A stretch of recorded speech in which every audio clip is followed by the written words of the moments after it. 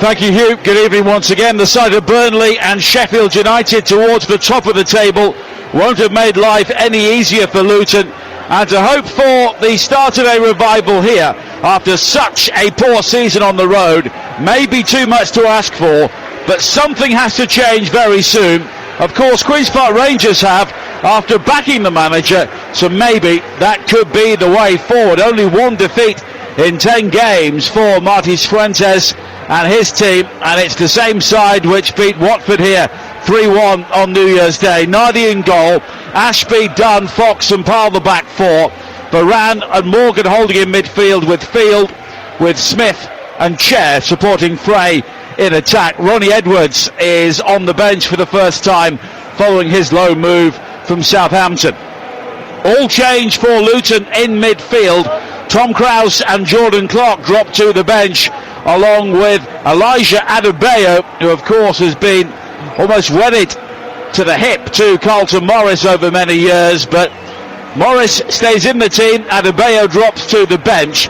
Marvellous Nakamba, Lamine Fane comes in for his debut, and Liam Walsh all return to the side. So it's Kaminski in goal. Bell, McGuinness and Holmes will be the back three. Walters and Chong will play in the wide areas. Midfield has been packed with Nakamba, Fane and Walsh, with Nelson looking to get as close to as he can to Morris in attack. Luton in their home strip of all orange with black shorts and orange socks will get this match underway. Queen's Park Rangers in their famous blue and white hoops. And as Sam Parkin was saying, it is a real who's who of Championship and London football around us here in the director's box at Loftus Road.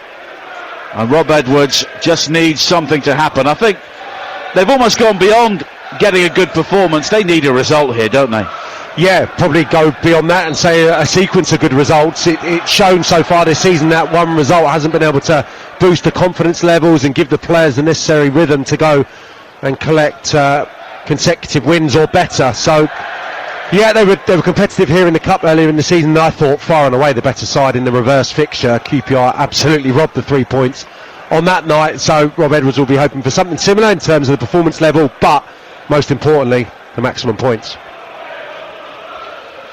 Queen's Park Rangers looking to build from their left-back area. It is a bitterly cold evening here in this part of West London, and I suspect elsewhere as well, as Holmes goes all the way back to Kaminski. Only 5 clean sheets in 24 games for the Belgian international so far this season.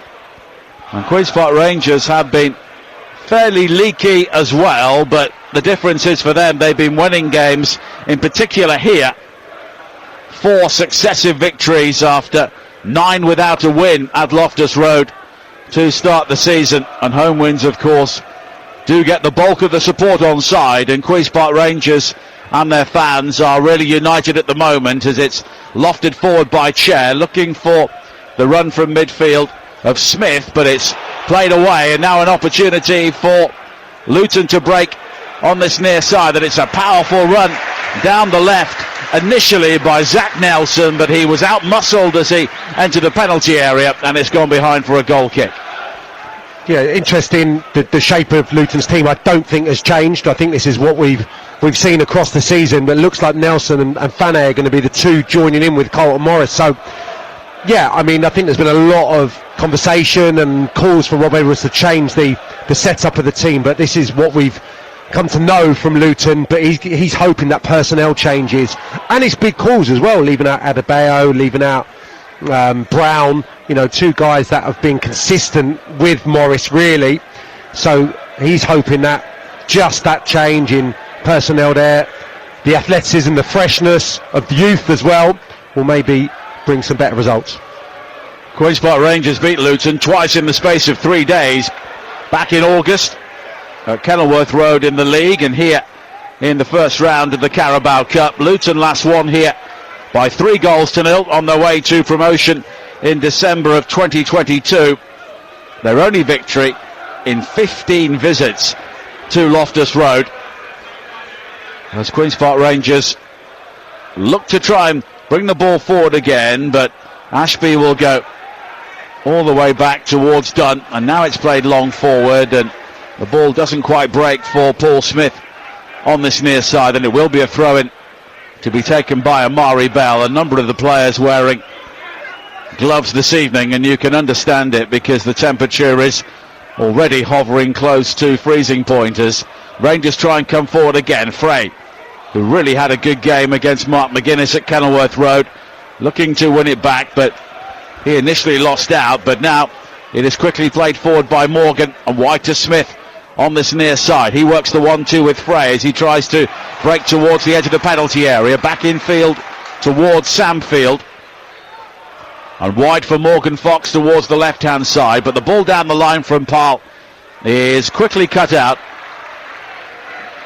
and it will be a throw-in in the end to Luton Town on the far side. 3.5 minutes played here at Loftus Road, and it's goalless on TalkSport 2.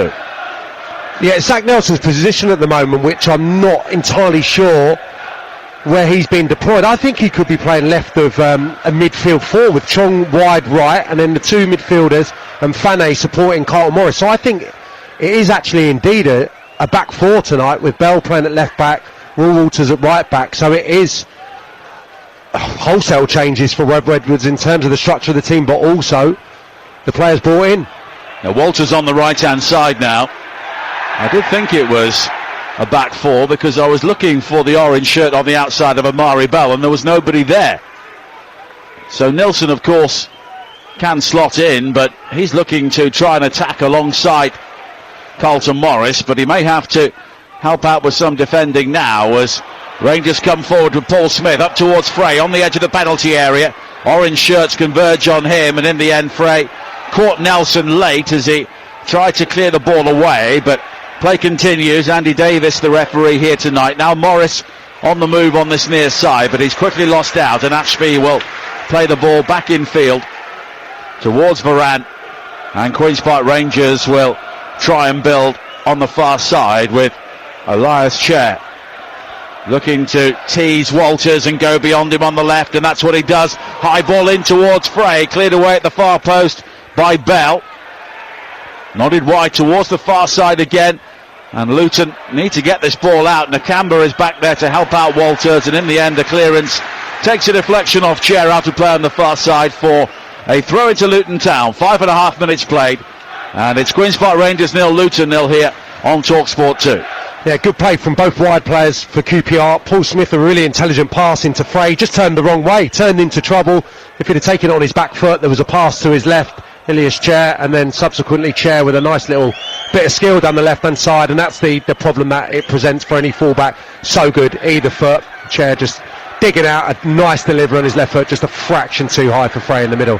They're also underway in the game over on TalkSport at Molineux between Wolves and Forest in the Premier League, and the best way to follow both games is to download the TalkSport app, head to the live commentary section, and you can swipe between the two commentaries on offer tonight. The 18-year-old Kieran Morgan, who has played very well for Queen's Park Rangers in this good recent run, gathers on this near side. It's back in field, and now Parle on the far side, forward towards the scurrying Chair, and Chair now heading back towards his own goal. Done all the way back to Paul Nardi. His clearance downfield will be almost won back by Luton, but Queen's Park Rangers playing with much more confidence in the opening stages here as it's spread wide by Morgan again. And here is Smith coming in field and encouraging Bell to come in field with him. And now Morgan, but he's given the ball away, and it was almost brought forward by Chong, but Chong just slipped and Queen's Park Rangers have it back. And here is Chair cutting infield up towards the edge of the penalty, curled in for Frey, free header, brilliant save by Kaminski, but Frey should have scored and he was completely unmarked 6 yards out, but Kaminski bailing out Luton there. Yeah, you're bang on, Nigel. The confidence of the QPR players is so evident. Even 7 minutes in, they're playing with a real panache, and Elias Chair, what a start to the game he's had. He puts it on a plate for Frey, has to go towards the left-hand post. I'm not sure why he's diverted it in the opposite direction. Kaminski's there and makes a comfortable save in reality when that should be a goal up to QPR.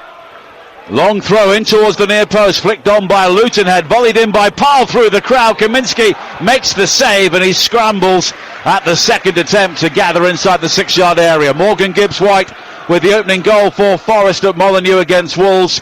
Commentary on that game continues on TalkSport, but here on TalkSport 2, Luton Town with two really good saves from their goalkeeper in the opening 8 minutes, and the way that Frey had so much room there doesn't bode too well for them, Sam. No, and I'm just thinking there, they've had a long time to prepare for this game, granted, so they can have worked on this new system on the training ground, but still, even the makeup of the back four is different. Holmes and McGuinness have been playing in a back three. Holmes has been playing wide on the left, wide on the right. All of a sudden, there's a new partnership there with young fullback on the right-hand side, so they're going to have to adapt, and they're going to have to adapt quickly because QPR are one of the form sides, especially at home in the division. Will Walters in the team. The Norwich game was his first start since October. The England under-20 international, of course, came through the academies at both Arsenal and Spurs, but it is a difficult time to come into this Luton Town team, and there's almost been a revolving door in the defensive areas as well. Injuries haven't helped, but there's not been a settled team, has there? No, they've been hit there, haven't they, across 12 months in the centre of their defence. So many players being deployed and missing through injury. I think the first day of the season, Nelson, Johnson and Walters all started against Burnley, or certainly one of the early games, and obviously they were handsomely beaten on that occasion, and I think that's had a little bit of a knock-on effect, and Rob Edwards has probably been, ill-advised to put too many youngsters in together. Now, obviously we're seeing it a little bit more tonight with Walters and Nelson in from the off, and that is just a product of where they are, and Rob Edwards probably having to try different things. Now Amari Bell, the Jamaican international, on this near side, and he's got support from Nelson, but I think the pair of them conspired to run the ball out of play, and it will be a throw into Queen's Park Rangers on this near side. So Forest, a goal up at Wolves.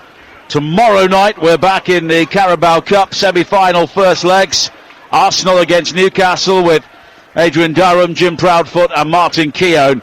And then on Wednesday it is Spurs against Liverpool alongside Adrian Wilby, Sam Matterface and Scott Minto. And then on Thursday it is the start of the FA Cup third round, and you can check out all of the commentaries upcoming across the TalkSport network on the app or checking in at talksport.com. Queen's Park Rangers have a free kick on this near side, which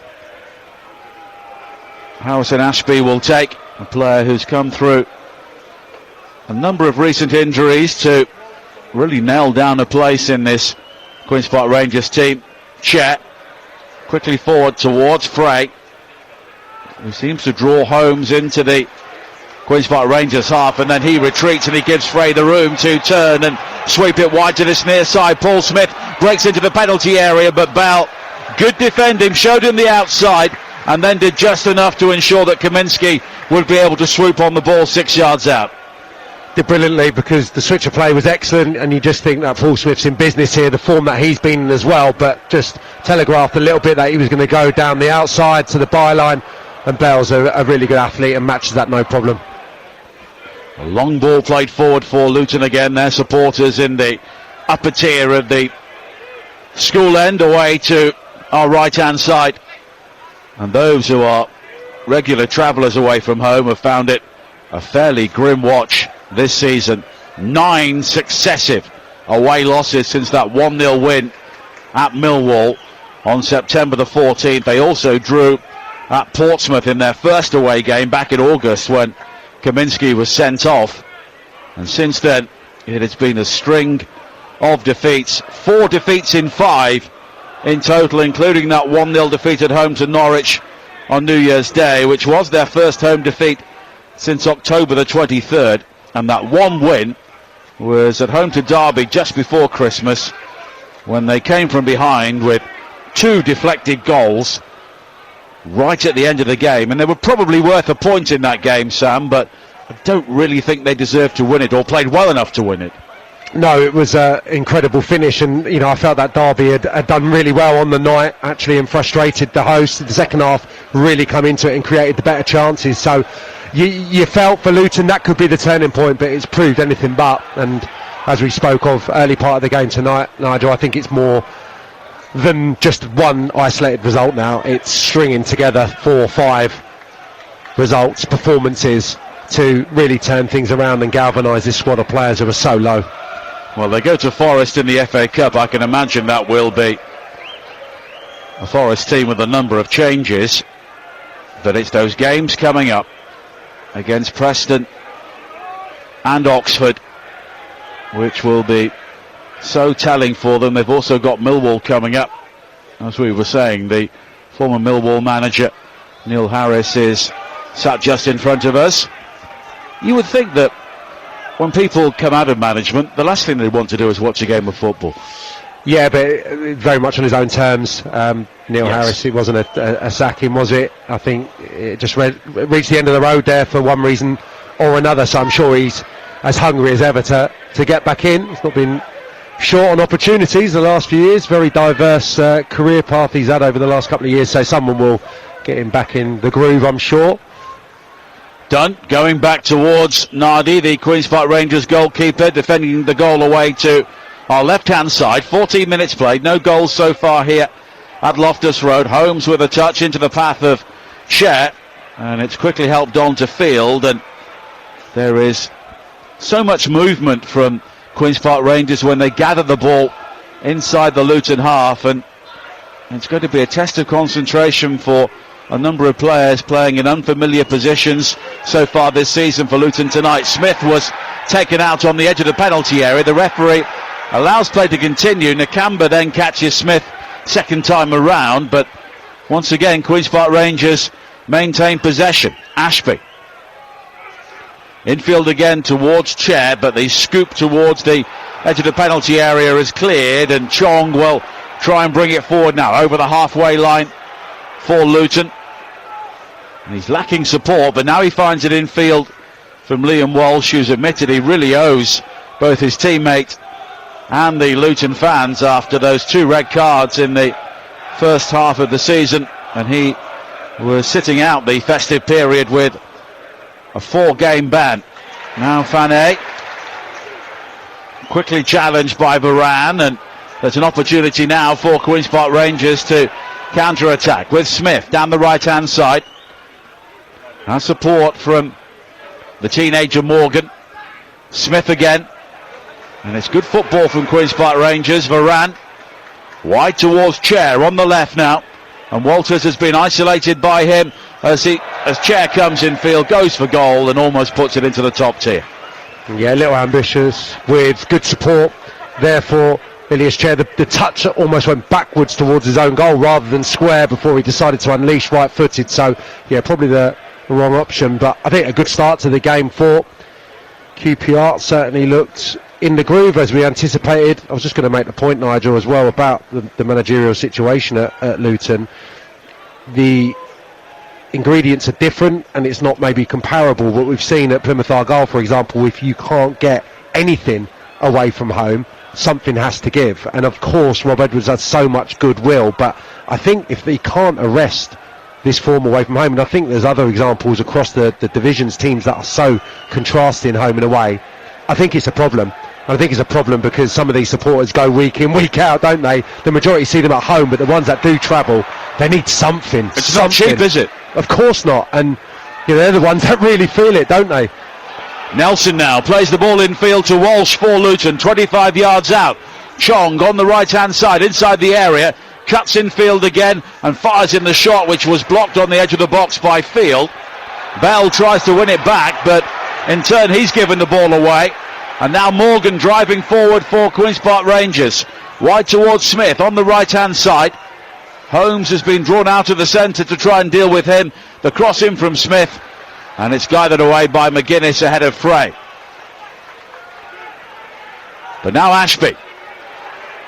And the cross in from Smith takes a deflection, and it's hammered to safety on this near side by Walsh, and it will be a throw-in for Queen's Park Rangers, not too far away from the corner flag down their right. 17 minutes played here on TalkSport 2, the home of the EFL, and it's Queen's Park Rangers 0, Luton 0. Yeah, Paul Smith maybe just blowing to a degree there, because I felt it was an opportune moment for him to get 1v1 against Holmes, and he just looked a little bit laboured. Was found by Morgan eventually, but the attack comes to nothing. Morgan catching the eye again, early stage of this game. Again, I mean, he looks like a senior statesman in QPR's midfield, so mature on the ball. Morris heads the ball away at the near post, following the Queen's Park Rangers long throw, and all the way back to the halfway line. Ashby with a high diagonal back into the area. Dunn challenging, nodded clear by Holmes. It's controlled by Chair on the edge of the penalty area, juggles slightly. Parle with a very deep ball back into the area, which is kept alive for Smith. Smith now comes in field, left foot shot from him is deflected away off Holmes, but the ball is still loose on the edge of the penalty area, and it's played wide by Dunn in towards Chair, and the free header is off the crossbar, and the rebound is then smashed high over the top, and Jimmy Dunn there with two great opportunities to give Queen's Park Rangers the lead. Well, he's been in incredible goal-scoring form, but once again, in a wide position, the lack of intensity from Luton is alarming. Chair receiving the ball, able to just put it onto his left side. Liam Walsh is kind of gesticulating for Walters to go and close him down. Does nothing of the sort. Neither of them have to go and try and close Chair down and stop that supply line. And Dunn will be so frustrated. Well, the first attempt is really good. I think Kaminski possibly gets fingertips to it. It's a thumping header at the far post, but then the rebound is horrible. It's what a save. Yeah, amazing save. Incredible. Takes it a bit early, Dunn, doesn't he, when it skips up off the surface for the rebound. Just had to wait. A little bit of calmness there. I'm sure a centre forward would have stuck that away. Centre half doesn't find himself in that position on the deck too readily. 3 goals in 6 games, though, for Jimmy Dunn, who at the other end now guides a long ball back into the path of Paul Nardi, his goalkeeper, but Queen's Park Rangers could be 2 or 3 up here with 20 minutes played, but it's still goalless. But we're seeing a Luton Town team playing without any confidence at all here. Yeah, the patterns that are really evident in QPR's play, everyone knowing their roles, that's obvious to me as well. But the intensity, that's what Luton need to improve as well, just in those wide positions for one. I mean, Bell's done okay on a couple of occasions up against Smith, but QPR's most efficient attacking player, technically best player, is Chair by a distance. Need to stop his supply line.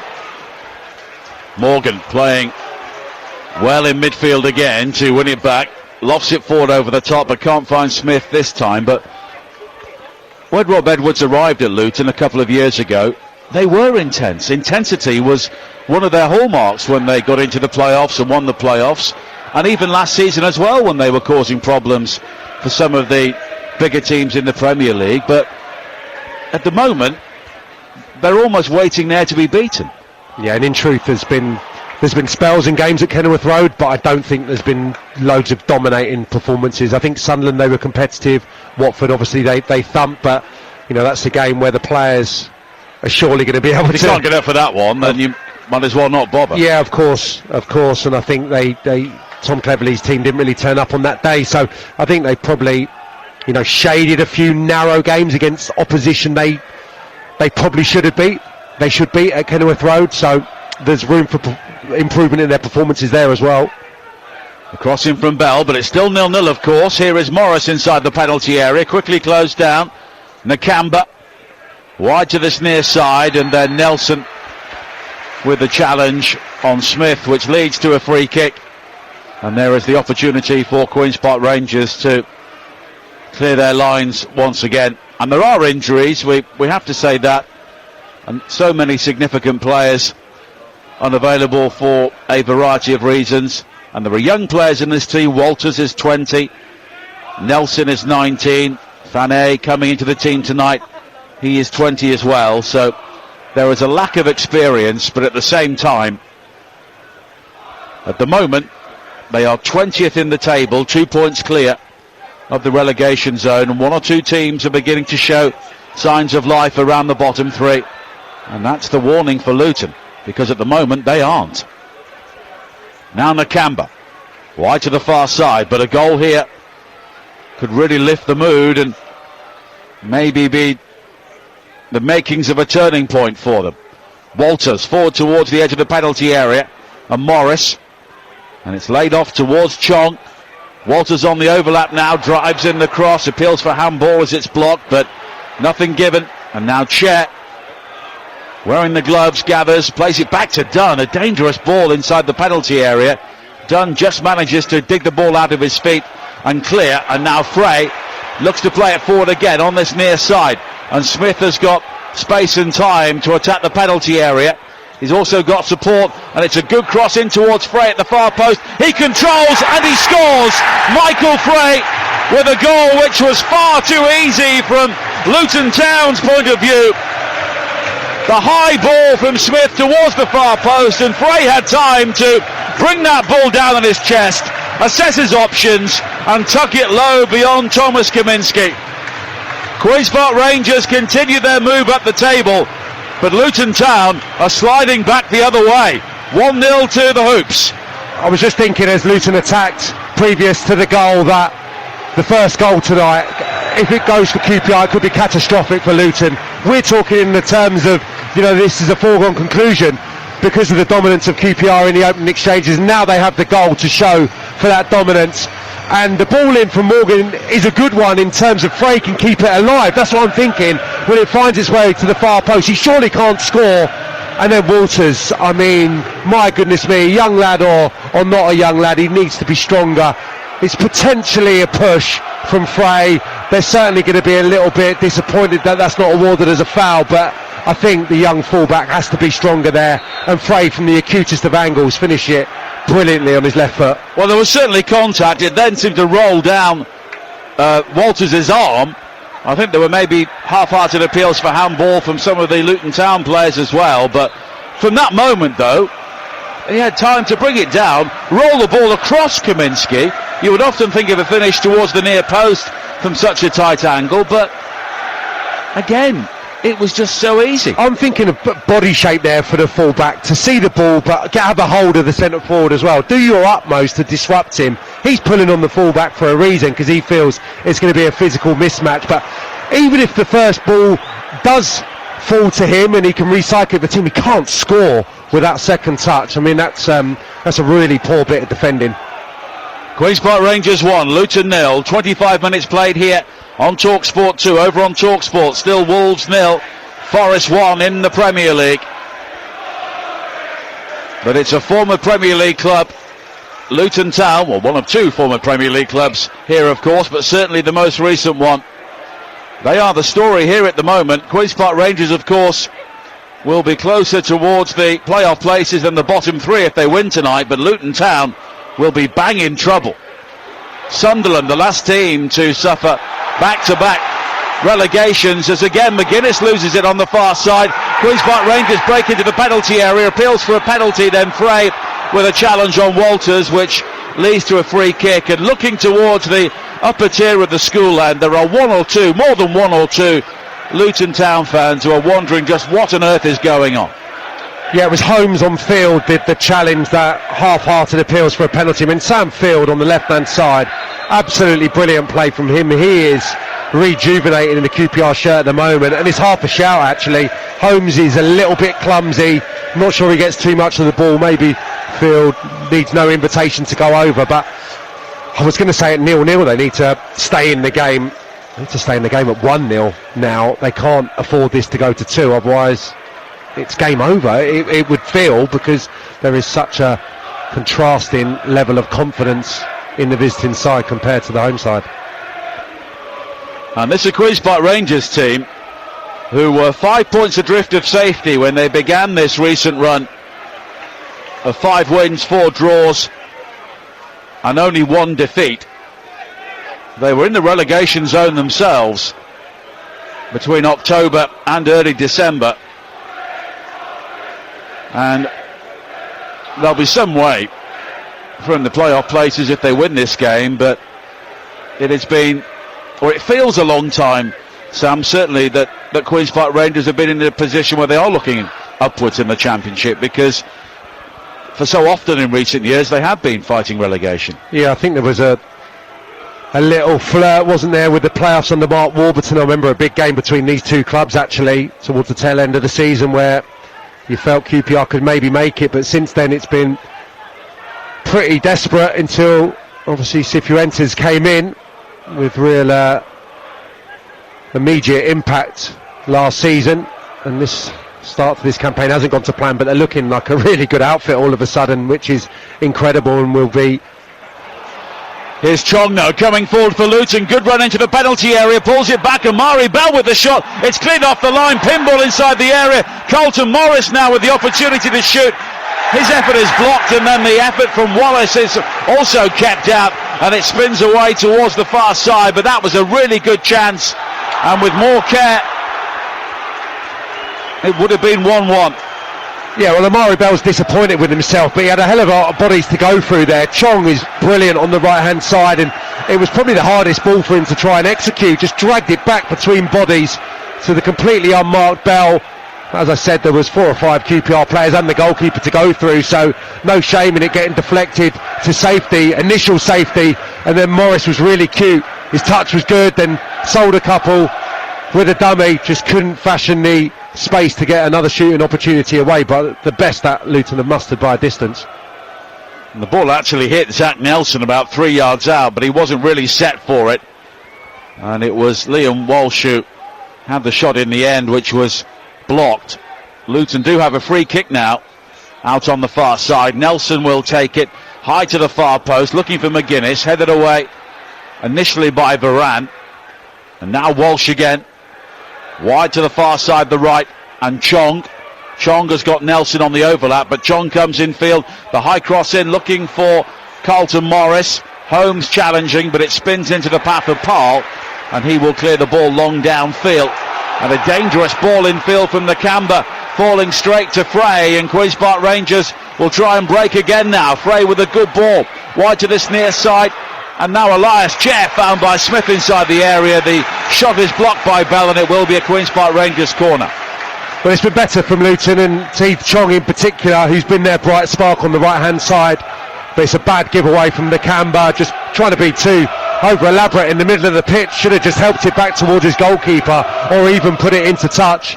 Just set up a QPR counter attack where that trio again combined. Chair getting in for the strike, but he was well marshalled by a Luton defender and didn't have the space to really test Kaminsky. Still Wolves 0, Forest 1 over on TalkSport in the Premier League.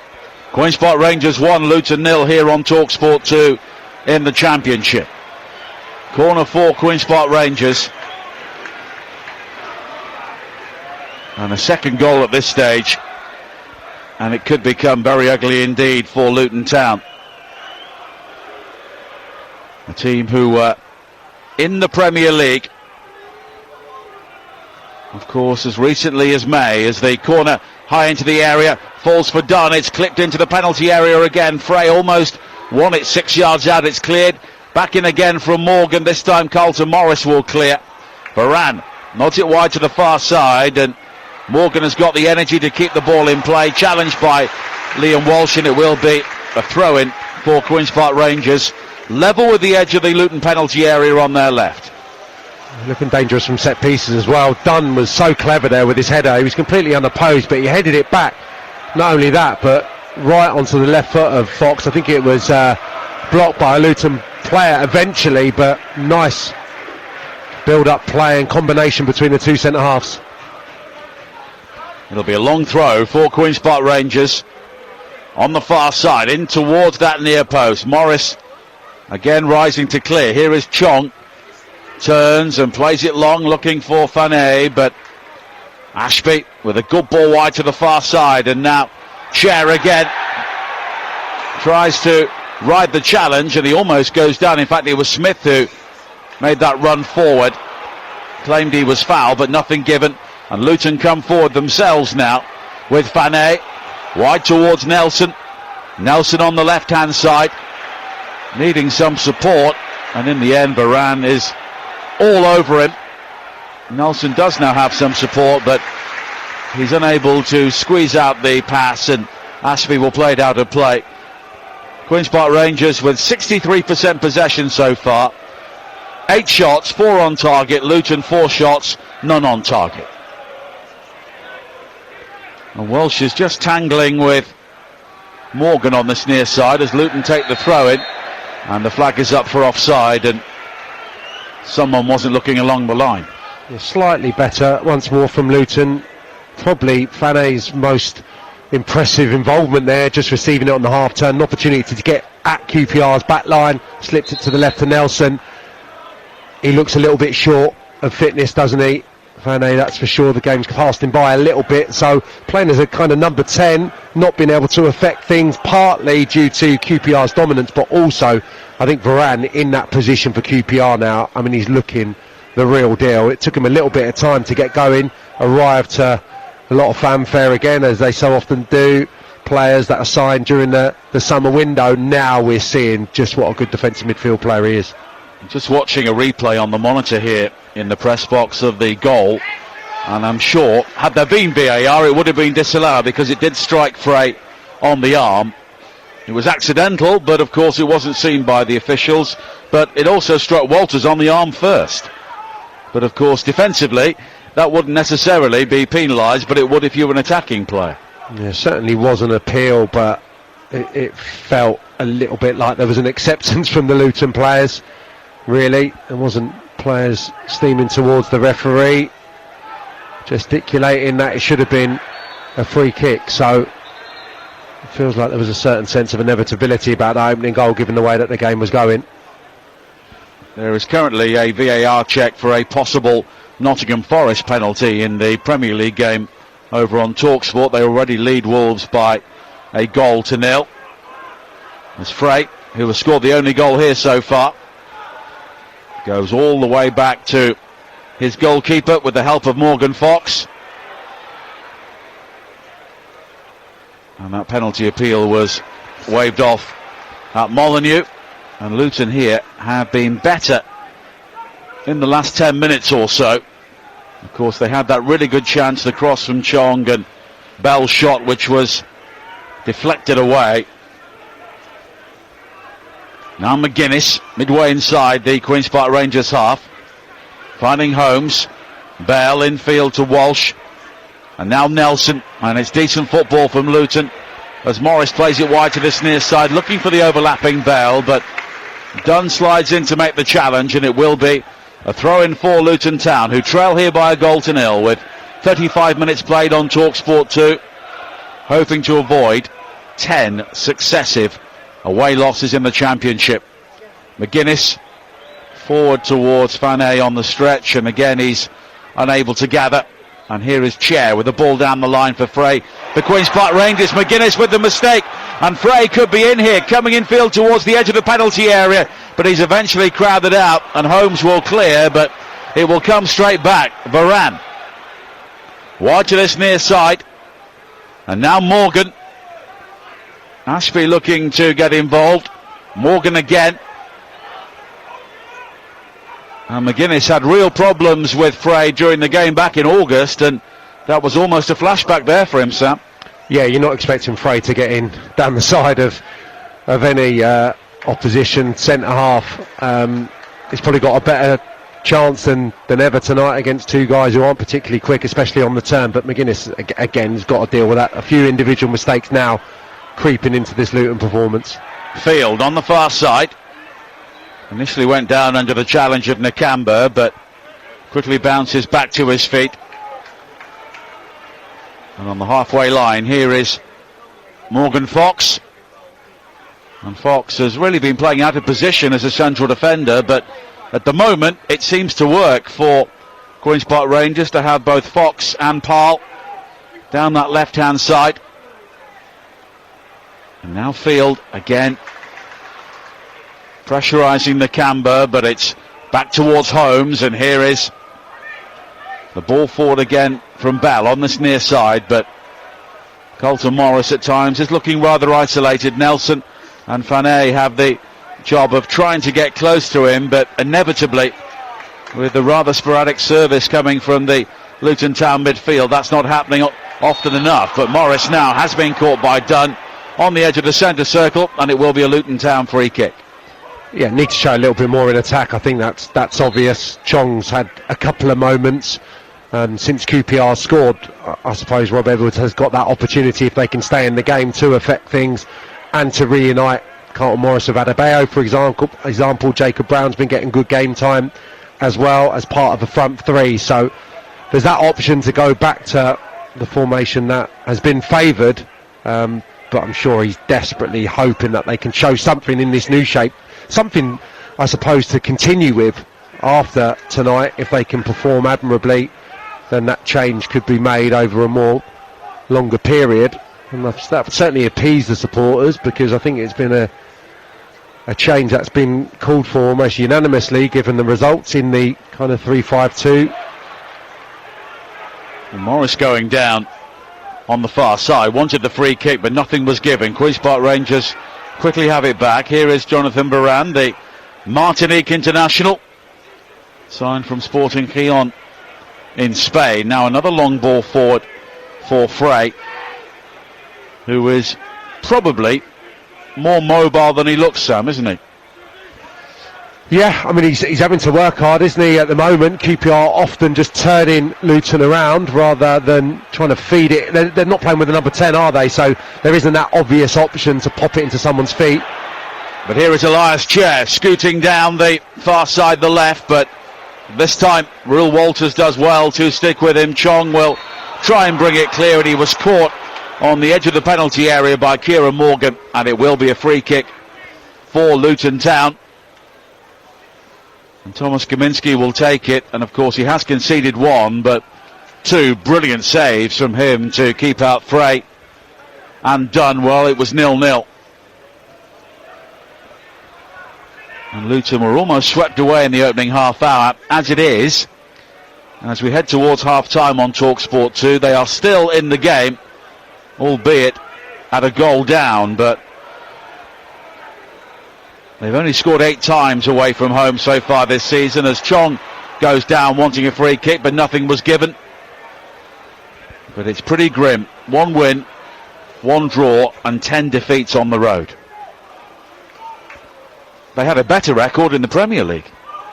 Yeah, it was a very fortuitous victory at Millwall as well, if memory serves. Don't think they performed particularly well on that day, and it's been a problem throughout the calendar year, hasn't it? So going to have to improve. As I said earlier, you know, it's becoming a problem for a lot of teams, the contrast between home and away, and that's I was going to say, there are so few away victories around the bottom of the Championship this season. I saw Oxford get their first on New Year's Day at Millwall, but I think at one stage the bottom 3, none of them had an away win between them. It's almost as if I think there's a lot of theories, isn't there?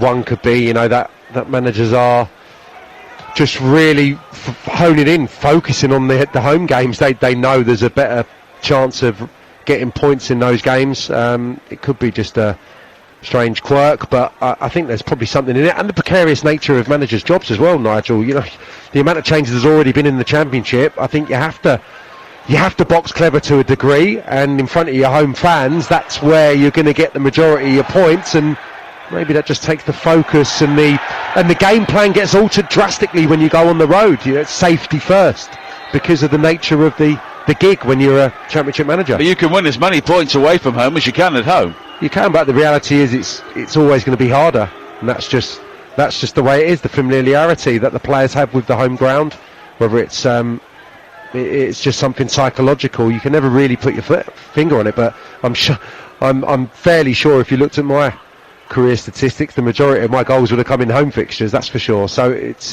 just the way it is. And for Luton, as a prime example, you know, at home, people would argue about the dynamics of the pitch and what have you, but of course the stands, the closeness, the proximity to the pitch, the vociferous nature of the home support, you know, that is worth a few extra points every season. We've seen that.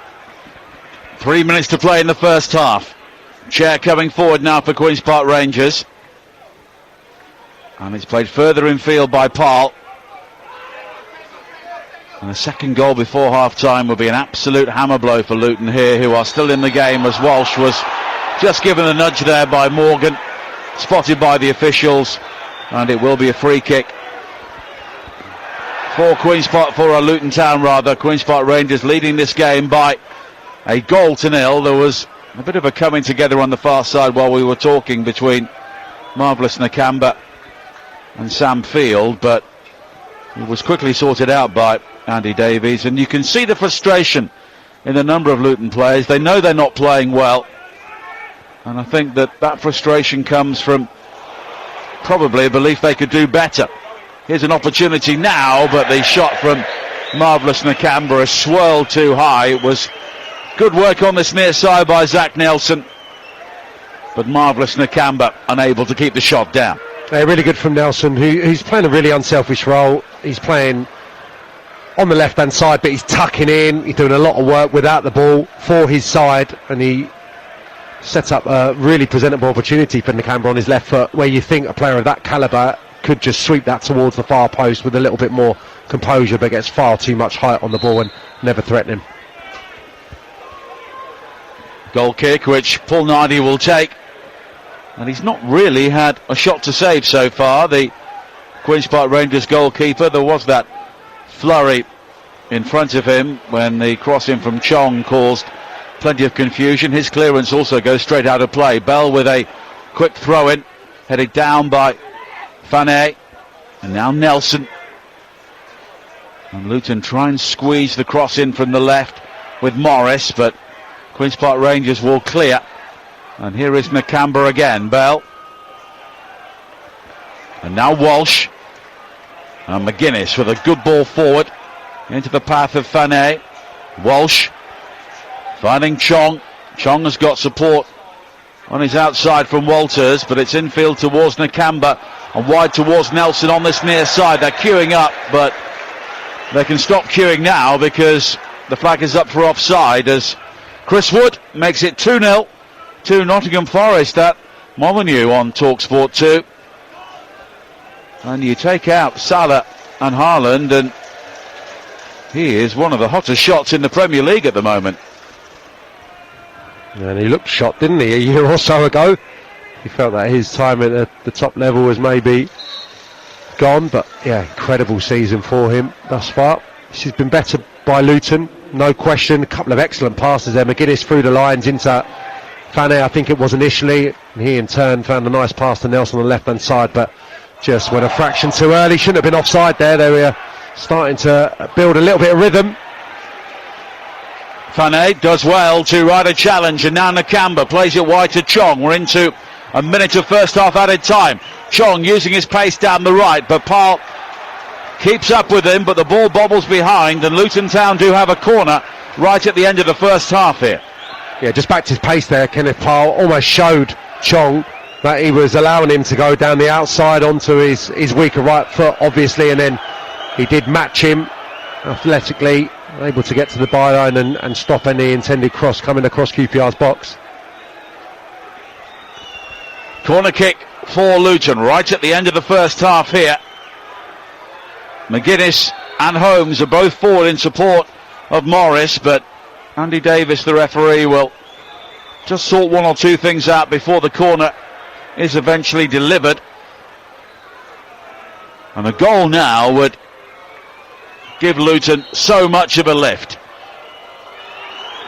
It's an outswinger towards that near post. McGuinness with the header, and he has scored.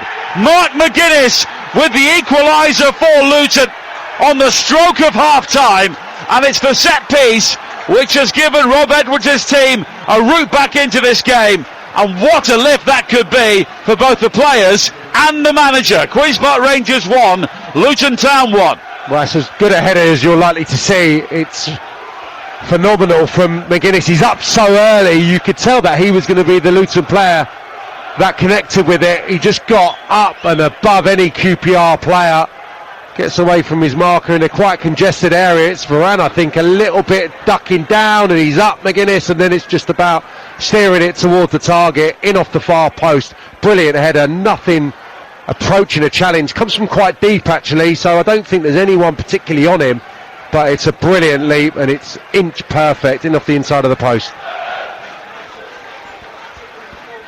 Well, the way Luton have been playing, it always looked as though a set piece may be their route back into this game, and that is the case right on the stroke of half time. Barely time for Queen's Park Rangers to kick off once again.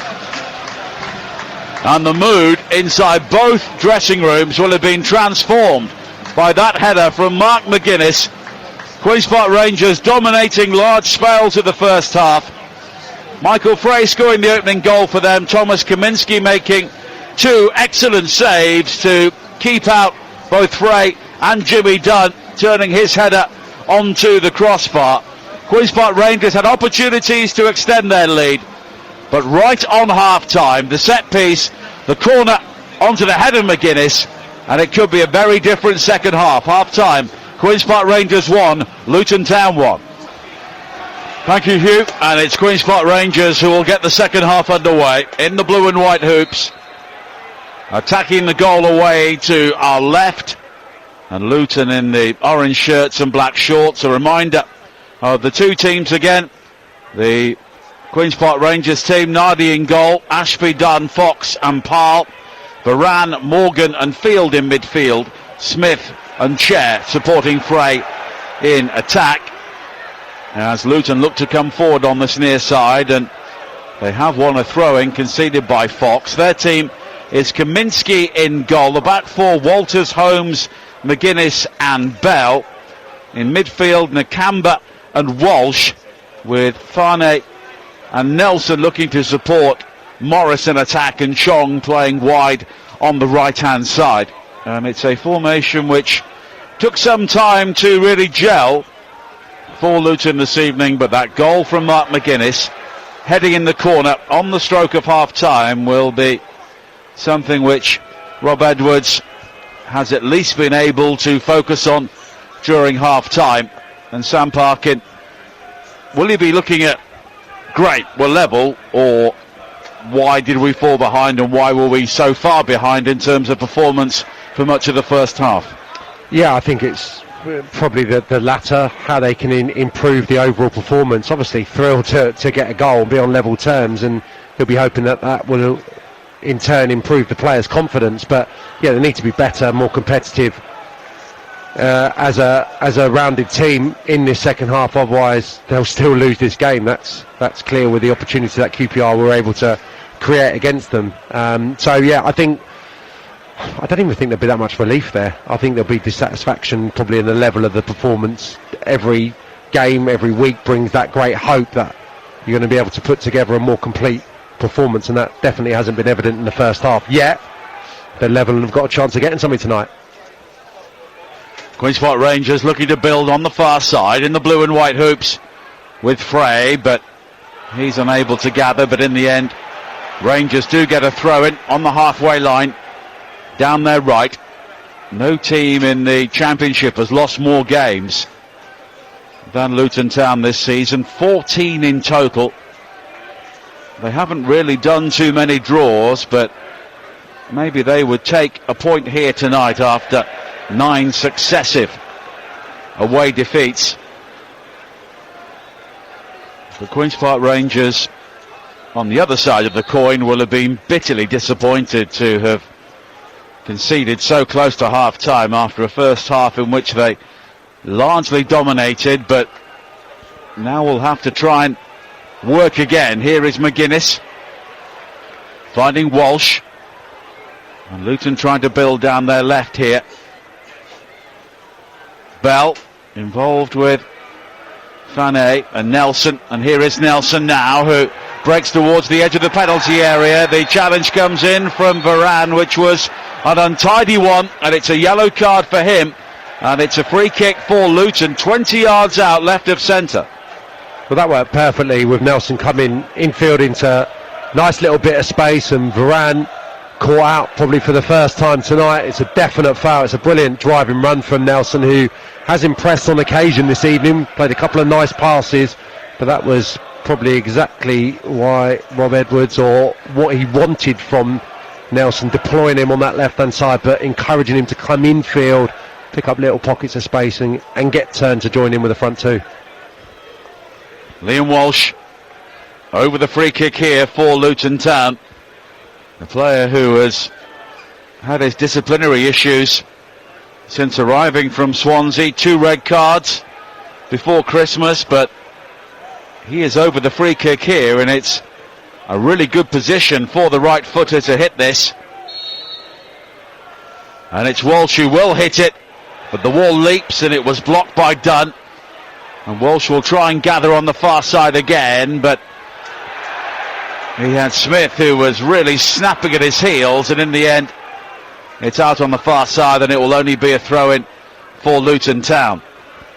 Yeah, an opportunity for Walsh there from the dead ball, and I mean, you don't get signed by Swansea without being a really good technician, irrelevant of who the manager is, and I'm so surprised at his lack of discipline this season, because I think he's a really tidy midfield player, good range of passing, but obviously he's let his teammates down on a couple of occasions. So it's clear that Rob Edwards rates him as a footballer. Back in there tonight after serving his ban, and yeah, done okay in there alongside Nakamba so far. Here is Parle for Queen's Park Rangers. Eventually it's played high to Frey, who tries to hold the ball up with McGuinness at his back. And Holmes will go all the way back to Kaminski. His long ball downfield. Morris almost jumping into Fox there as the long ball arrived, but no free kick given by Andy Davis, and in the end it's a missed kick by Parle on this near side, and it will be a throw-in for Luton. 5 minutes into the second half, 1-1 here at Loftus Road. Morris looking to turn inside the penalty area, laid back towards Walsh. His shot is deflected, and Varane will eventually bring it clear. Almost gives the ball away to Bell on the far side before Smith will eventually allow the ball to dribble out, and it will be a throw-in for Queen's Park Rangers, but 1 or 2 moments of uncertainty for them. Yeah, only 5 minutes in, but yeah, do look a little bit more confident Luton start of this second half. I think Walsh probably would have preferred that to have just been set a little bit softer on his right foot. Came at him at some pace from Morris, had to take it under his spell. Now Morris with the back heel, and the shot is blazed high and wide from Lamine Fane on the edge of the penalty area. That would have been some way to mark his debut. He's doing his utmost to blame the pitch, isn't he? Looks straight down at the spot where he just made a hash of his finish. Lovely little header from Walsh into Morris. Brilliant inventive flick from Luton centre forward, and it's a really good opportunity. He's just got to curl it, I think. It's a good sight of goal for him, just to steer it towards the far corner. Didn't have to smash it, but got completely underneath it. The pitch is rather mottled in places. Of course, if you're old enough, you'll remember this game as the plastic pitch derby back in the day. These were the first 2 clubs to choose to use artificial surfaces in the 1980s, but of course Queen's Park Rangers have been back on grass for some time, but the pitch is showing signs of wear and tear as Nakamba plays it square towards Walsh, and now Holmes wide towards the far side again. But there's no doubt Luton Town have come out with a good deal more resolve at the start of the second half than they did at the beginning of the first. And here is Walters now infield towards Walsh, and a good ball from him wide towards the far side, the left, and there is the opportunity for Zach Nelson to come infield up towards the edge of the penalty area. Nelson did score here in the EFL Cup back in August, but they've lost out on this occasion, Luton, and here is Chair coming forward now for Queen's Park Rangers, looking to take on Walters on the outside. Low ball in towards that near post, and it's rippling the side netting, and it's a goal kick. Yeah, and this is just confidence. I'm sure there's 1 or 2 little alterations which, if Luton do go on to get a favourable result, Rob Edwards will probably mention post-match or people will pick up on, but this is just players feeling like they've got nothing to lose now. A little bit of a lift, having scored. Just seen Amari Bell joining in probably for the first time on the overlap. Not seen either Walters or Bell get forward whatsoever as an attacking threat, joining in with the outside midfield players. So all of a sudden Luton, for 8 minutes, in command of the possession and looking a hell of a lot brighter. 1-1 as Frey loses out to Walsh, and Walsh will guide it all the way back towards Kaminski, who made 2 brilliant saves in the first half to keep Luton in touch. And now they will try and break forward with Nakamba. And here is Fane. Carlton Morris makes the run down the centre. Fane hits it. And this time it wasn't too far over the top. Yeah, I think Amari Bell was the pass early on the left. He just had the momentum, I think, on the QPR player who was recovering. Not sure who it was, possibly Ashby or maybe one of the midfield players could have been taken out there by a ball, slipped left. Looked a little uncomfortable getting that strike away. He wasn't the most natural of efforts. A couple of yards over the bar. I mean, he's listed as a defensive midfield player. I thought that's what he was coming in as, but very much playing just off Carlton Morris. And speaking to the people around the club, they're hoping that he can bring goals and attacking impetus to this side. Well, they've already brought in Walsh and Nakamba into this starting lineup tonight, so there were already plenty of holding midfielders available, but it's a difficult environment for Fane to come into a team which is struggling away from home as Powell comes forward now for Queen's Park Rangers. He was fouled by Chong. Chong complains and receives a yellow card, probably for the dissent rather than the initial challenge, but it will be a free kick here for Queen's Park Rangers. Yeah, I mean, he gets something under the ball, but it doesn't matter. The angle that he's tackling from, it doesn't matter. It's kind of his follow through. There's a little bit of the ball with his right leg, but it's the initial one with his left across the player. Yeah, it's a definite foul in my opinion. Not a yellow card though, so maybe it was something he said. I'm not sure it was a yellow. Taffy Chong following Jonathan Baran into the referee's notebook, and it will be a free kick here for Queen's Park Rangers. 55 minutes played at Loftus Road. Queen's Park Rangers 1, Luton Town 1. Here on the home of the EFL, TalkSport 2. Forest still 2 up at Wolves over on TalkSport in the Premier League. And you can have your say after that game on the Sports Bar. Foul with the free kick high towards the far post, but it's overhit in the end and beyond everybody and straight out of play for a throw into Luton Town. And it's a much more even contest now than it was for much of the opening 45 minutes. Yeah, it's amazing.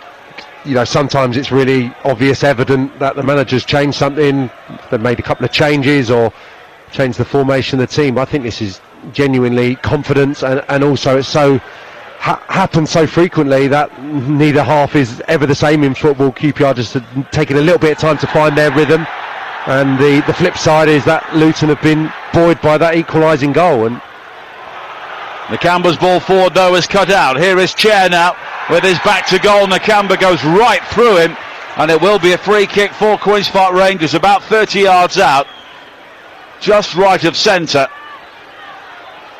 And Nakamba escaping the yellow card there. He may be slightly fortunate.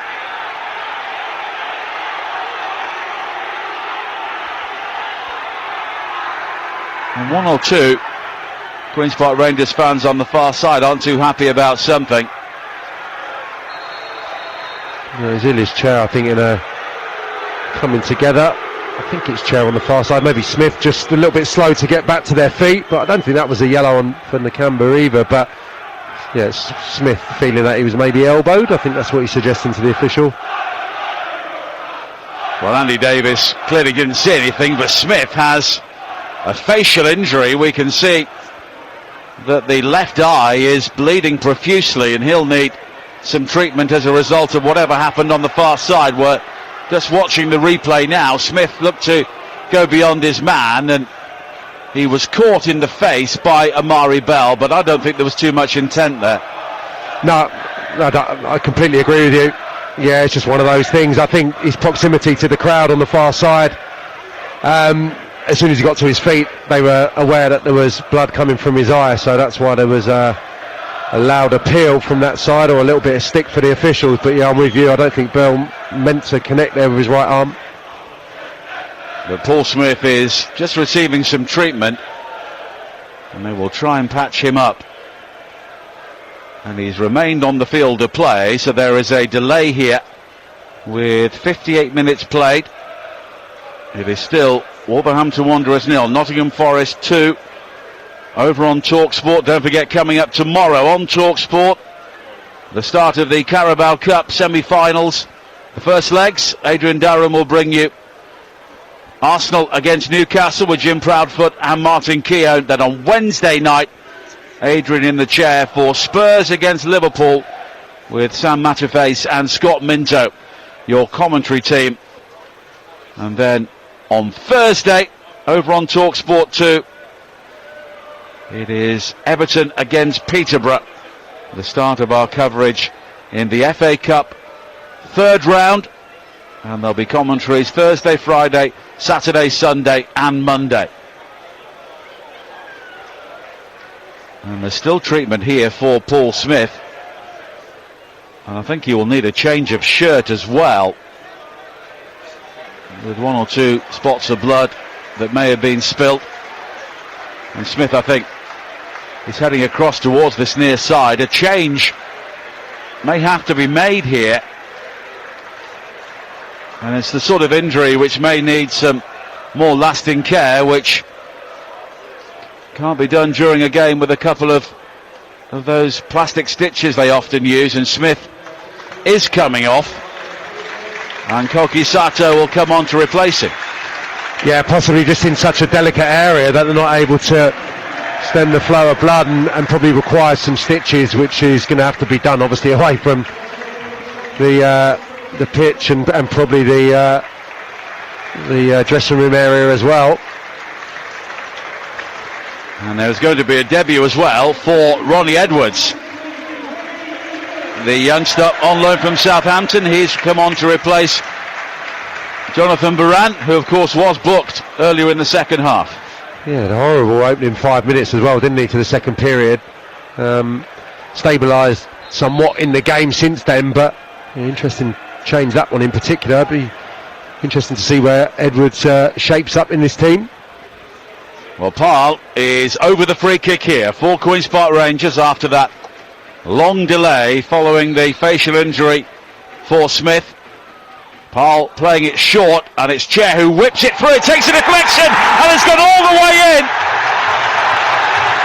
Elias Chair will claim it, but it took a massive deflection, I think, off a teammate as well. It may go down as a goal for Morgan Fox, and if it does, that is a real rarity for the Welshman.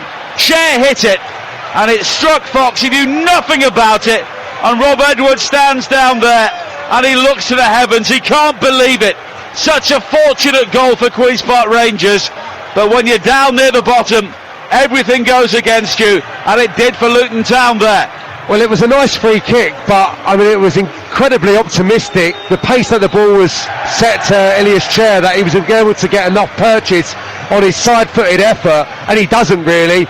It's going to be well wide of the target, and as you say, just cannons in off the central defender. Completely wrong foots Kaminsky. It's an enormous stroke of luck, because that was missing by 4, 5, 6 yards maybe.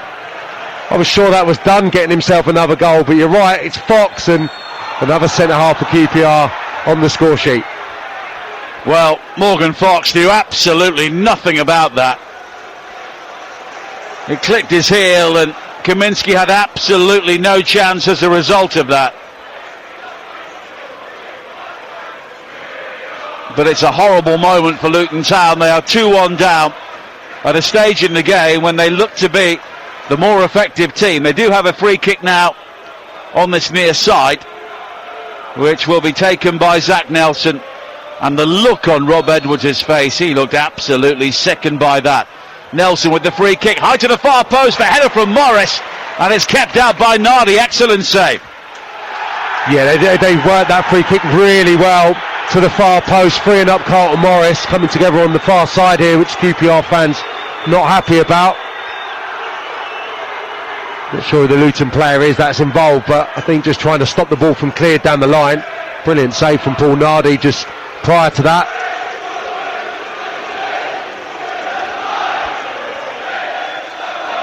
Well, Nardi doing well there just to keep the angles covered at the near post.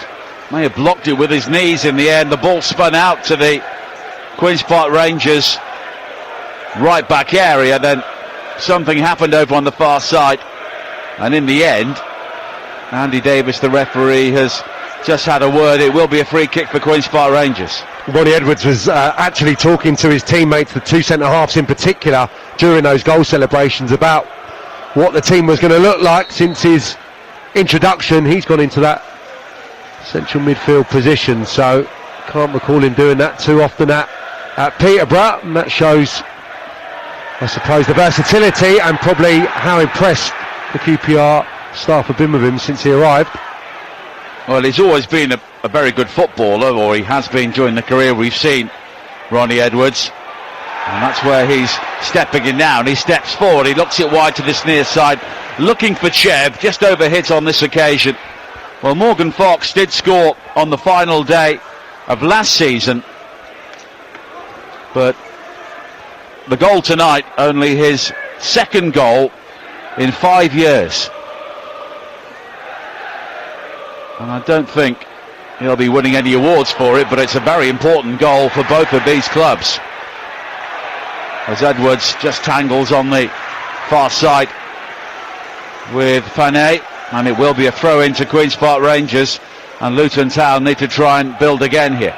Yeah, amazing stroke of luck, but that wasn't happening for QPR early part of the season, clearly, and now they're up and got momentum, got confidence, everything seemingly going their way. But yeah, a real relief, I would suggest, for Marty Cifuentes to get themselves back in front, given the way the second half had started, where Luton much improved and had shaded it, no question. 25 minutes to go. Queen's Park Rangers 2, Luton Town 1. Morgan Fox diverting that shot from Elias Chair into the back of the net. As it's headed forward now by Paul for Queen's Park Rangers, but Nakamba with a back pass, and Walters just has to retreat and find Kaminski, then quickly gets it back from him. Fanay and Nakamba, a good ball wide to this near side, and Chong beyond Frey, and Chong comes in field, and he was barged off the ball there by Edwards, and it will be a free kick for Luton Town in a good area, about 25 yards out on the right. Yeah, he's been bright. You always want a little bit more from Chong. I think he showed that in the Premier League in snippets, sporadically, what a player he can be, but I've certainly not seen enough of it this season. So he's been better tonight and needs to have more influence on the game for Luton Town as they look to recover their season. A good presentable opportunity here, and keep an eye on Morris. He does make that movement to the far post frequently and get a lot of joy from it. Nelson over the free kick.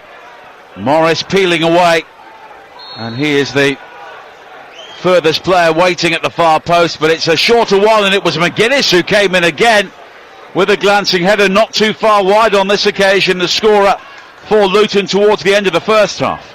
Well, the trajectory of the ball in is very nice for anyone going in attacking it, and he's in behind a QPR player. I think just the proximity of his marker made it a difficult one. He's having to edge out a QPR player before trying to steer that header goalwards, but frustrated. Another half chance. Now Edwards, as Queen's Park Rangers try and play out from the back. Dunn eventually gives up on the subtle approach and hammers it straight downfield out of play. But it will be a throw-in for Luton Town, who are heading for 10 successive away defeats. And there is more movement on the Queen's Park Rangers bench, and there will be a double change very soon. Jack Colback is one of the players who is coming on, and he will replace Harrison Ashby.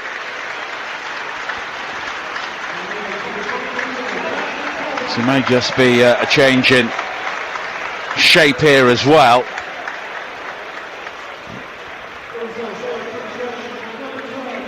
And Alfie Lloyd is the other player coming on, 21 years of age, and he comes on for Michael Frey, who applauds all four sides of Loftus Road, having opened the scoring here tonight. Well, it looks like Edwards straight back into the heart of the defence, and Jimmy Dunn going over to right back, where he's obviously played the majority of his football across the last 12 months, and very well indeed in that role for his side. So yeah, shouldn't disrupt things too much, albeit maybe the the outlook looks slightly differently in terms of that centre forward is someone who's a bit more of a wide player now in Lloyd. 14,025 the crowd here at Loftus Road this evening, with 1,010 who've made the journey down the M1 from Luton. 69 minutes play. Queen's Park Rangers 2, Luton Town 1 here on TalkSport 2. Still Wolves 0, Forest 2 on TalkSport in the Premier League. So Forest going level on points with Arsenal as it stands. Queen's Park Rangers heading towards the safety of mid-table, but Luton Town will be peering over the precipice if they lose this game, as Nakamba brings it forward and plays it wide to the far side of Nelson. Infield to Walsh. Nakamba again. And Fanay coming short. McGuinness. And Luton have played some decent patches of football in the second half. Walters. And now Walsh again. High ball in. Looking for Fanay at the far post, but guided back well by Dunn into the arms of Nardi. Yeah, and what we've seen is so fewer balls just going from back to front in this Luton performance so far tonight. Normally there's going to be loads of diagonals hit towards Morris, especially when he's got someone up there in tandem with him. Tonight they've absolutely tried to play a little bit more, especially through Chong and Nelson on the opposite side, and obviously with a number 10 in the side as well. They've looked to bring Fanay onto the ball and try and get him turned between the lines. It's not always worked, but yeah, it's definitely been a slightly different make-up to this Luton Town team tonight. Headed forward now by McGuinness, right down the centre. Fanay expressed an interest in that, but it's all the way through to Paul Nardi, who made an important save to keep out the header from Carlton Morris just after Queen's Park Rangers had retaken the lead. Now Colback wide to the far side, and it's a high ball forward from Edwards, and it was Saito almost on the ground who tried to control that. Luton try and build down their left, but the ball forward is beyond Fanay and out of play for a goal kick. And is there the belief, do you feel, in this Luton team to come back into this game a second time? Initially I thought no, I thought that would be a colossal blow, but they've actually settled back into the rhythm that they were showing prior to QPR getting that second goal. So yeah, I think it's going to be telling. And here is an opportunity now for Alfie Lloyd, and he skips it over Kaminsky. It looked destined for the back of the net, and at the last moment it spun away from the far post and just wide. Well, it doesn't get a touch from the goalkeeper. I can only suggest that he kind of stabs at it as he looks to dink it over the incoming goalkeeper, and it's just the way it lands. It almost just spun away from the target. As you say, Nigel, it looked like it was going in the centre of the goal, and it just kind of deviated to the right of the unguarded net. Incredible. What an opportunity, just as obviously this game was looking like Luton were going to start knocking on the door. QPR with a really presentable opportunity to, I'm sure, win it. Well, it was a dreadful back pass which played Lloyd in, and the spin of the ball favouring Luton Town there, unlike the manner of Queen's Park Rangers' second goal. 18 minutes to play. The Hoops leading by 2-1, and Luton Town heading for yet another away defeat, and they have got some huge games coming up. Clip forward now by Morgan, wide to this near side. Oh, dreadful header away, and this time the shot is fired in against the post, and it was another really good opportunity. It was Walters with a header in field, and it was Lloyd again with the effort this time, which beat Kaminsky and pinged off the near post. Yeah, it was a poor pass actually from Morgan, trying to set Chair free on the left hand side, and Walters just makes a complete hash of his clearance, his headed clearance, which Alfie Lloyd gets on straight away. The touch is good, and the finish is really good. Well, almost really good, because it cannons off the outside of the post off his left foot. Two great opportunities for him to surely win this game for QPR. Elijah Adebayo coming on now for Luton Town. Marvellous Nakamba making his way off. So Adebayo back in tandem with Carlton Morris, the player who has struggled for goals this season, only 5 after scoring 10 in the Premier League last season. Although having said that, Morris has only scored 7 goals himself, but 3 of those have come in his last 6 games. But Luton beginning to run out of time here, and the manner of their defending recently has left a good deal to be desired. As Kokai brings it forward, great run into the penalty area from him. Lloyd looking to wriggle his way through the challenges, and the shot from Morgan is blocked. It was a really good save by Kaminski yet again, and Luton continue to live really dangerously here. Yeah, Saito's best moment since he's been introduced, and you felt like Lloyd was going to get another shooting opportunity. It's Colback arriving. The ball comes through bodies as well. The shot comes through bodies, so Kaminski's save is even better. Strong right arm there. It looked like Colback had really measured his finish to perfection there. Another top save from Kaminski. Colback looking to win it back here from Fané, but it's played wide again by Holmes, and Bell looking to wriggle away from the challenge of Edwards. It's in towards Adebayo on the left corner of the penalty area. And he's forced further wide, and in the end just stabs it off a Queen's Park Rangers player, and it will be a throw in to Luton Town. Inside the final 15 minutes, Queen's Park Rangers 2, Luton Town 1 here on TalkSport 2. Forest continuing to lead 2-0 at Molineux over on TalkSport in the Premier League. Walters plays it forward towards the edge of the area for Luton, but it's guided clear by Field. And now Chair on this near side. Queen's Park Rangers were briefly appealing for a free kick, and Chair just running out of room, and it's a throw-in which is taken by Walters. And then Morgan losing out to Walsh. And there's some real desperation about the way Luton are trying to attack now. They're aware of the situation, of course. How could they not be? But here is Lloyd on the counter-attack now for Queen's Park Rangers down the left. He's taken down by Chong. Was he on the edge of the penalty area? Not according to Andy Davis. It's a goal kick. A risky one from Chong. A hell of a lot more aggression from Luton Town in the last few moments, really crunching into challenges, and Chong desperately trying to get back and apply that pressure on Lloyd, and just about gets away with it.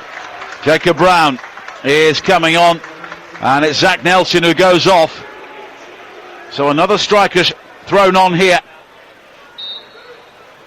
Brown, Morris and Adebayo all on the field now.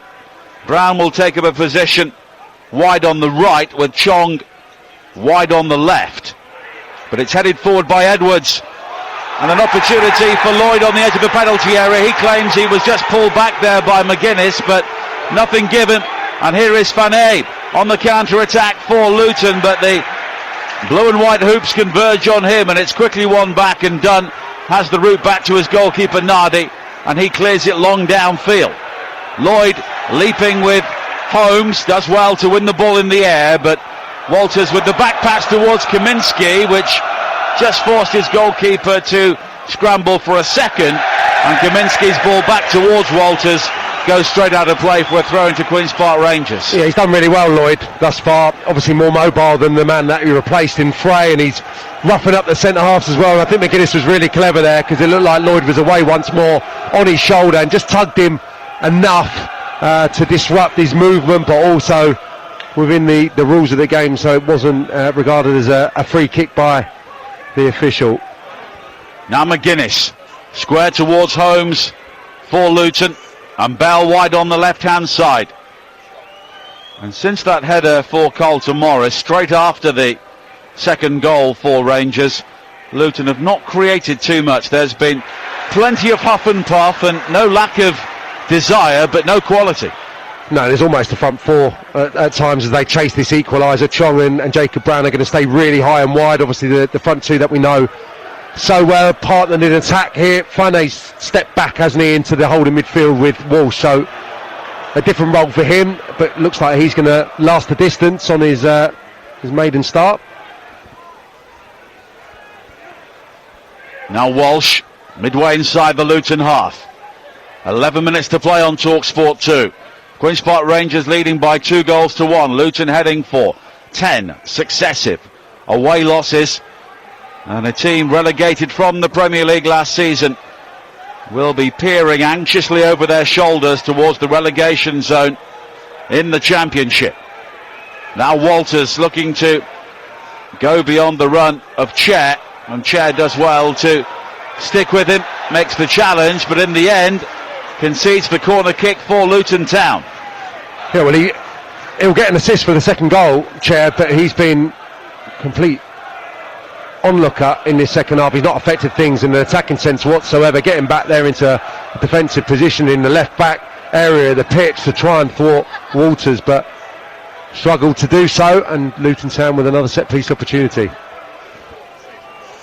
All the big men are forward here for Luton Town, and it's very, very deep towards McGuinness at the far post, who tries to keep it alive, but it's behind, and it will be a goal kick, and we are inside the final 10 minutes. Yeah, you'd imagine that they're going to try and apply pressure by going a little bit more direct, going back to what they know, maybe some diagonals towards Adebayo and Carlton Morris, and those two playing closer together and trying to get some second balls and some territory and build that pressure. Jake Clark-Salter is in conversation with Martis Fuentes as Field plays it forward, looking for Sato, wide on the right-hand side for Queen's Park Rangers. He's a tricky player, and in the end, Amari Bell does well to stick with him, but at the expense of a corner kick. Yeah, and that's where they'll want it, and good play from Saito over on the right-hand side, getting to the byline. Amari Bell able to recover and get something of a challenge in. Maybe that'll be QPR back to 3 centre-halves to try and see this game through.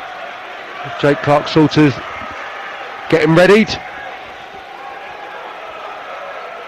Well, Fox and Dunn are the central defenders forward here.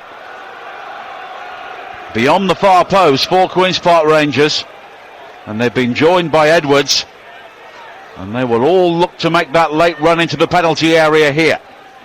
The corner kick is right into the heart of the 6-yard area. Adebayo rising to clear, back out towards Pyle, the corner kick taker. The deeper ball in this time, and Dunn challenging at the far post, but the final touch was off Walters, and it will go behind for another Queen's Park Rangers corner with just over 8 minutes to play. And those Luton supporters away to our right-hand side. One or two of them have made the early exit, but many are staying here. And if they've travelled to every single away game this season, goodness me, what a watch that has been for them. Corner kick for Queen's Park Rangers once again, heading towards 5 successive home victories. And the corner kick will be played high towards that far post again, and it's Dunn rising with the header, but he's penalised for pushing even before the ball goes high over the top. Yeah, maybe a little shove on Amari Bell, but well, once again he's been a threat in the opposition's 18-yard box. Dunn, that's for sure. Both centre halves really in the mood. Neil Harris among those who are leaving down the stairwell just beneath our position here at Loftus Road, as Saito has been shoved over by Walsh, and it will be a free kick here for Queen's Park Rangers as we tick towards the final 7 minutes here. And do Luton have anything left in terms of chasing an equaliser? Yeah, the most recent changes hasn't added any kind of impetus to Luton. If anything, QPR have just wrestled back a semblance of control here as we approach the latter stages, so there's not that feeling of unease around the stadium amongst the home supporters. There is no tension at all, is there? No. Well, they can seal the deal with another goal here.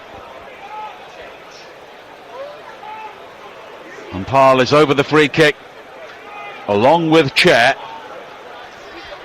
And once again, Luton have pulled everybody back, bar Carlton Morris.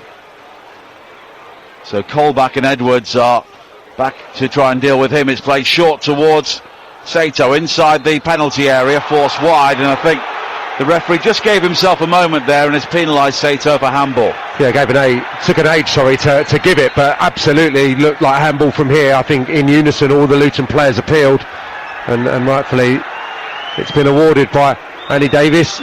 He's still getting ready, Jake Clark-Salter. I wonder if they are just going to go 3v2, 3 centre-halves up against the physical threat of Morris and Adebayo.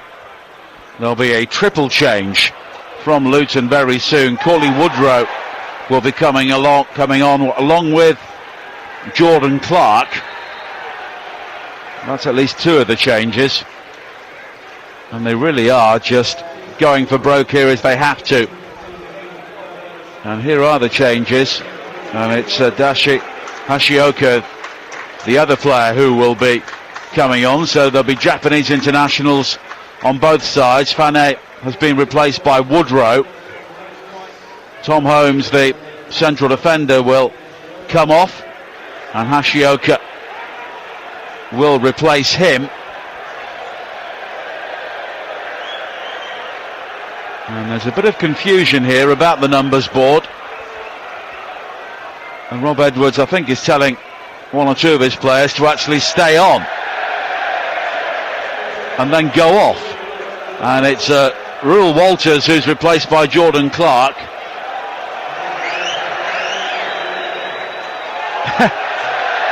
Well, Tom Holmes was told to go off, stay on, and now he's coming off again.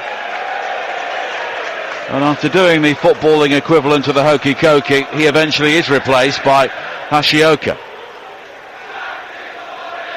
I'm not quite sure what the Luton formation is now. I'm not quite sure they're sure either. I think sometimes it goes out the window to a degree, and you just get all the goal threat on the pitch at one time. Corley Woodrow was certainly that early part of his career, not so much since he's come back to Luton, but he looks like he's going to be in central midfield now. Jordan Clark's always good for a goal, so those 2 out there now, bit of experience as well, just hopeful that they can get Rob Edwards, that they can get a little spell. But his chair at the other end to cause problems, but it's hooked away towards this near side. Hashioka's first involvement down the Luton right, forward towards Brown, but Powell does well to win it back, and great footwork again on the halfway line from Morgan as it's played wide towards this near side. And Chair just looking to hold on to the ball momentarily. He's got support from Morgan on the outside, but at the moment it's all about just looking to maintain possession for Queen's Park Rangers, and they have a throw-in on this near side with just over 3 minutes to play. And here is the change that we trailed earlier, and it's Jake Clark-Salter who will be coming on for Kieran Morgan. And the Rangers fans in the main stand around us give a standing ovation to the 18-year-old who once again is put in a performance beyond his years. Yeah, he's a classy player, really catches the eye, looks so simple the game.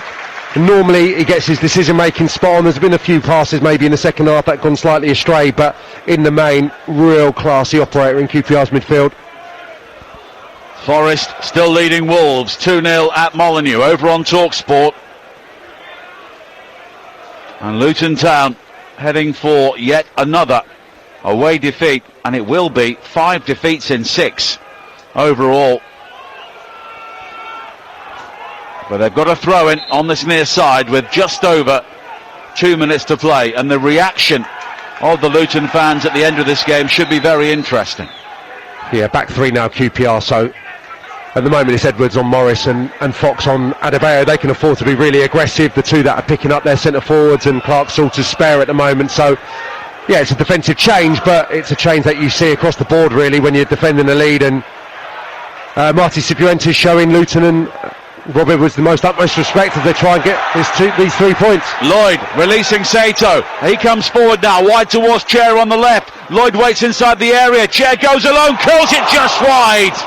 What a goal that would have been from Elias Chair. Well, you can't believe that he hasn't nestled in the far corner, because he's done this umpteen times throughout his QPR career, and he makes the space so easily.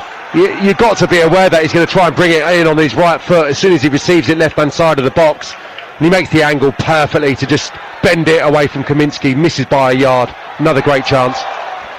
Chair looks to clip it forward on this near side, but it's lost out. Hashioka's ball forward. Adebayo goes down, but doesn't get the free kick, and it's a throw-in for Queen's Park Rangers. And we are into the 90th minute here on TalkSport 2. Queen's Park Rangers 2, Luton Town 1. And this has been a typical Sky Bet Championship game. Just when it seems that one team is in the ascendancy, they get a real slap in the face, and that's what's happened here for Luton Town, but there's still time for them. Chong looking to go beyond Dunn on the outside, deep into the penalty area. Chong continues, but an excellent challenge in the end from Field at the expense of a corner kick. Yeah, Dunn gets absolutely rinsed by Chong on the far side, just speeds away from him. Brilliant play from Chong, who's shown some good moments tonight, but Field just appears from nowhere.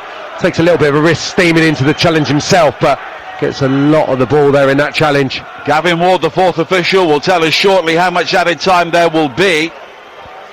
7. A minimum of 7 added minutes. The corner for Luton, high into the penalty area, flicked on by Clark, and at the far post, Adebayo can't get the touch, and it bobbles into the arms of Nardi. Yeah, perfect delivery, perfect little flick, and it looked perfect initially for Adebayo just to steer it home on the far post, but Ronnie Edwards is right there, and he does enough. He's physical with the centre forward. He grabs hold of him, and he makes sure he can't evade his clutches, really, and he doesn't get a clean strike on the ball, understandably, given how well Ronnie Edwards did there. Lloyd does well to head the ball on, looking for Chair on this near side for Queen's Park Rangers, but Luton are able to clear. They're also into added time at Molineux, where Wolves still trail Forest by 2-0.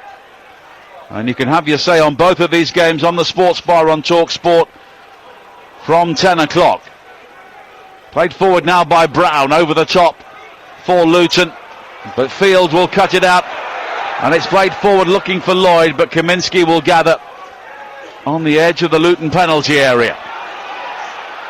Now Walsh charging forward for the Hatters. 2-1 down in the 92nd minute, heading for yet another away defeat. Here is Woodrow now down the left. The low cross in though was swept away by Edwards. But there's still time here for Luton. And a good run on the outside by Chong. A high cross in looking for Adebayo, and in the end it's glanced behind, and it will be a corner kick for Luton Town. Brilliant ball from Chong, so difficult running at that speed. Gets away once more from Dunn, his marker, and digs out a brilliant delivery. You think Adebayo's favourite, and it does divert off a QPR player behind. I thought for a moment there Kaminski was going to head forward into the penalty area, but he's waved away by Amari Bell. Corner kick for Luton, and a thumping header from McGuinness is off target this time. Rose highest above everybody else, but this time he couldn't plant the header into the back of the net. Would have had the clearest warning in the first half when he scored for his team, and there again completely unopposed, gets up so well. And if he was frustrated with the glancing header about 15 minutes ago, this one completely unmarked, and he's up.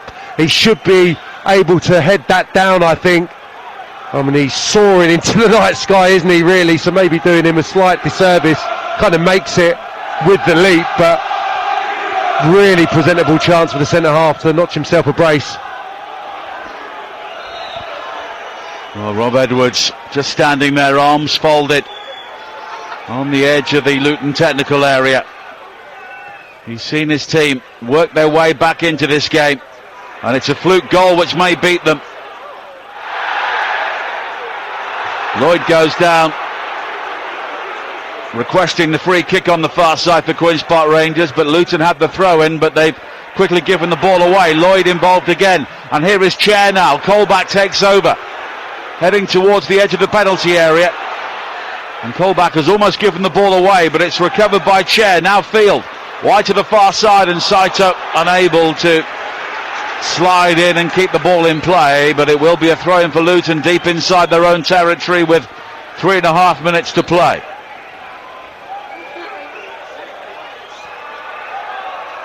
I know it's a results business, Sam, but have Luton done enough for Rob Edwards here tonight in terms of the performance? Second half, absolutely, yeah. I think they'll get a decent reception if this is the way that it's going to finish for Luton Town tonight. There's certainly been a reaction. Here is Saito now coming forward deep into the penalty area. He then goes down, wants to win a corner kick, and a goal kick's been given as Forest go 3-0 up at Wolves deep into added time at the end of that game. What a comprehensive victory for Nuno on his return to Molineux. Well, they're not going away, Nottingham Forest, far from it. But Luton Town, if they're not careful, could be slipping away from the championship here. Time is against them, a little over 2 minutes of added time to play, trailing here by 2-1. And at the moment, there is nothing to suggest Luton Town are to snatch an equaliser here, but Edwards almost losing out to Morris, and Edwards in the end does just enough with the help of Clark Salter. Then it's flicked on by Lloyd, Chair in pursuit, but McGuinness will guide it all the way back towards Kaminski. He now pings it long downfield. Morris winning the ball in the air, but Field again has picked up so many of the loose balls for Queen's Park Rangers, and now he's won another throw-in on the far side. Yeah, he's been terrific again tonight, especially in this period where QPR have needed players to really lead and win second balls and be aggressive, as Luton have stepped up their intensity, and he's certainly done that. Field become a massive player for QPR. Taiwo Awonyi got the third goal for Forest. It's finished there. Wolves 0, Nottingham Forest 3 at Molineux. Over on TalkSport, here we have a little over a minute of added time to play, and Luton Town have conceded a throw-in deep inside their own territory here, trailing Queen's Park Rangers by 2-1. It's been a tight game. Luton have had their moments. They may have been beaten by a piece of outrageous good fortune for Queen's Park Rangers, but ultimately it is all about results in the championship, and Luton are about to lose yet again. Queen's Park Rangers heading towards the corner flag on the far side, but they've conceded possession. It will be a goal kick. 25 seconds of the 7 minutes to play. Kaminski plays it long downfield, headed away by Edwards. Clark, wide to this near side for Luton. Hashioka. Infield again towards Walsh. They need to get the ball towards the area. Walsh, though, can't deliver the ball in. He's been challenged by Lloyd. Back again towards Hashioka. The referee looks at his watch, blows the full-time whistle, and Rob Edwards and Luton Town have been beaten away from home yet again. It's an imperfect 10 in a row for the Hatters, and the team relegated from the Premier League last season are slipping towards back-to-back relegations. The gap between themselves and the bottom three is now only 2 points, and while Queen's Park Rangers celebrate their progression up the table, Luton Town are sliding right into trouble. They can't buy a point away from home, and Rob Edwards and his team find themselves under increasing pressure. Full time, Queen's Park Rangers 2, Luton Town 1.